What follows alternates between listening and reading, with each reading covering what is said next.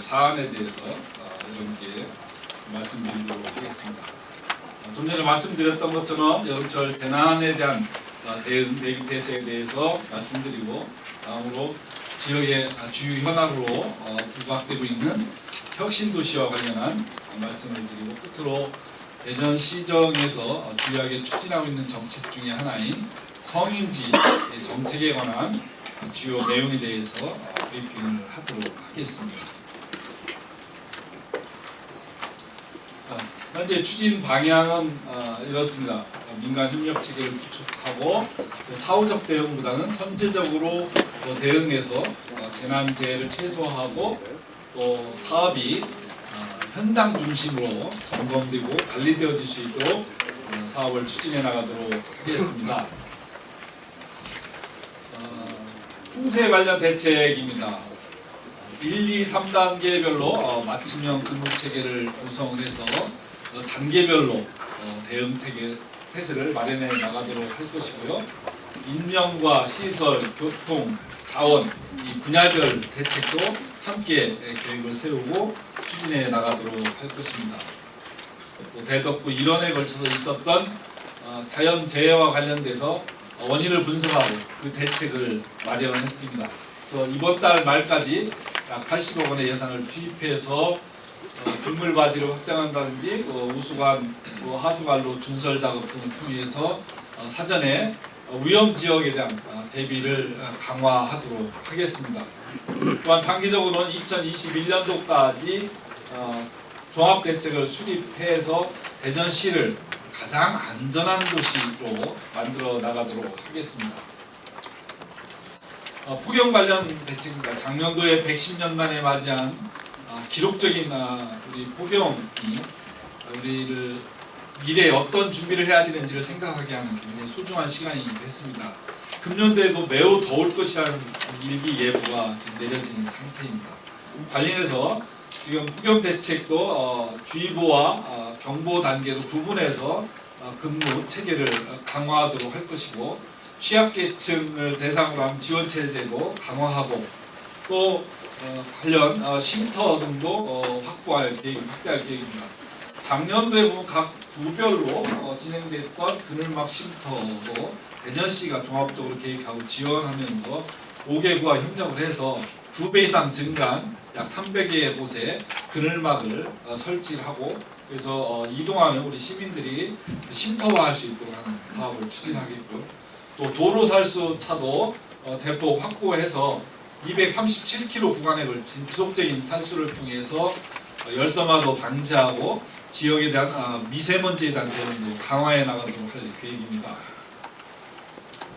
또 하나 대전시의 특별한 사업을 몇 가지 추진하고자 합니다. 첫 번째가 크린로드라고 해서 도로에 자동으로 살수하는 그런 시스템을 구축하는 사업입니다.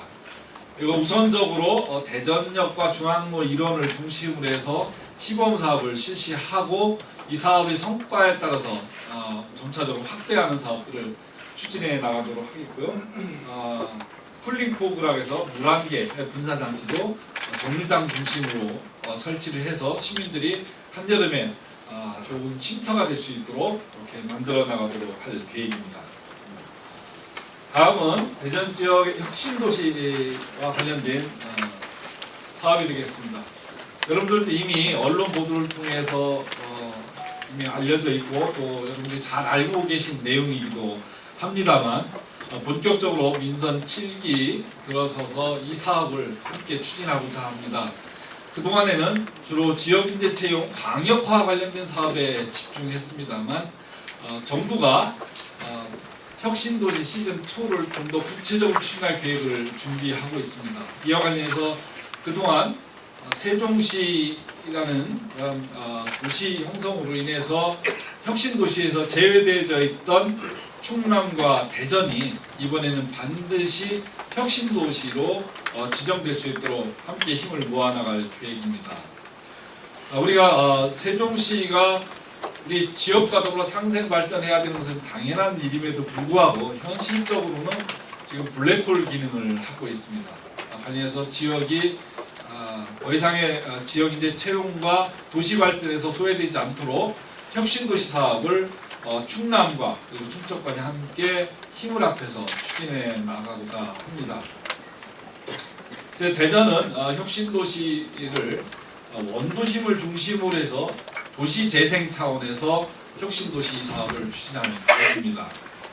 지난번에 집권당 사무총장과 그리고 균형위 위원장이 대담에서도 나왔듯이 앞으로 혁신도시는 대도시권을 중심으로 해서 원도심 활성화 정책의 일환으로 혁신도시 이전 사업이 추진돼야 된다는 의견을 토론 과정에서 밝혔듯이 그것은 대전시가 추구하는 입장과 매우 동일한 입장이기도 합니다. 대전도 역세권을 비롯한 원도심을 중심으로 해서 혁신도시가 반드시 위치될 수 있도록 정치권과 그리고 시민사회와 함께 힘을 모아서 사업을 추진하고자 합니다. 여기 계신 언론인 여러분들께서도 적극적으로 힘을 보태주셔서 차기에 진행되는 혁신도시 추가 사업에 대전시가 소외되지 않도록 함께 힘을 모아주시길 간곡히 부탁드립니다. 관련해서 대응과 공조협의에 대해서 이미 말씀을 드렸기 때문에 이렇게 말씀을 드리고 TF팀도 우리가 구성을 해서 앞으로 조직적이고 장기적으로 대응을 해나가도록 할 계획입니다. 다음으로 민선 7기 주요 정책 중에 하나인 성인지 정책에 관해서 말씀드리도록 하겠습니다.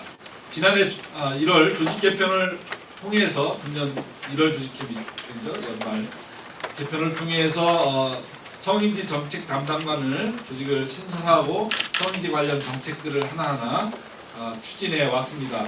오늘 큰 틀의 정책에 대한 비전과 방향에 대해서만 말씀을 드리도록 하겠습니다. 여건 분석서부터 추진 방향을 이렇게 보시면 될 겁니다.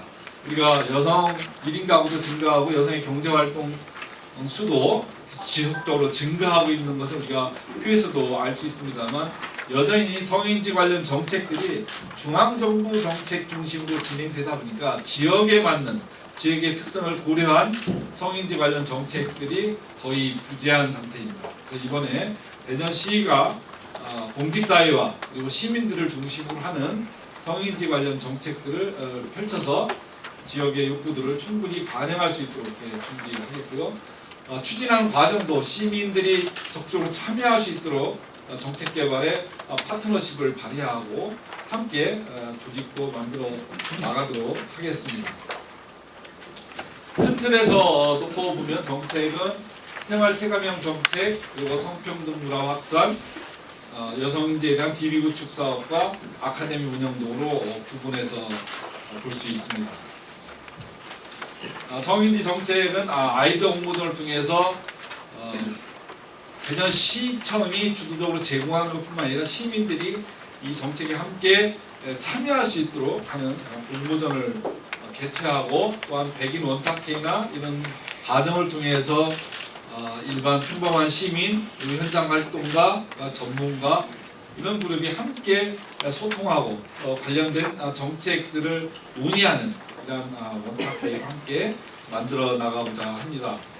그 외에도 성평등 문화 확산과 관련돼서 콘텐츠 개발, 소프트웨어 운영 이런 사업들도 함께 추진해 나가도록 하겠습니다.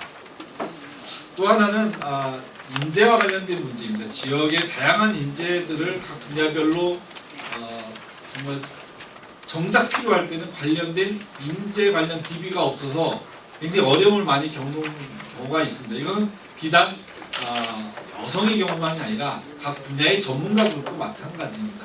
대전이 장기적으로 그런 사업들을 해나갈 건데 그 중에 우선적으로 여성 인재와 관련된 DB 구축 사업을 통해서 충분한 인재 관련 자료를 확보하고 각 분야별로 필요한 분들이 충분히 여성분들이 참여할 수 있는 기회를 보장하도록 하는 그런 사업들도 함께 해나가고자 합니다. 또 하나는 결국은 이런 사업들을 함에 있어서 과정이 갑니다. 그래서 인재 육성을 위한 지역의 활동가들을 위한 여성 활동 아카데미도 앞으로 평생교육 지능을 통해서 운영을 해 나가고자 합니다.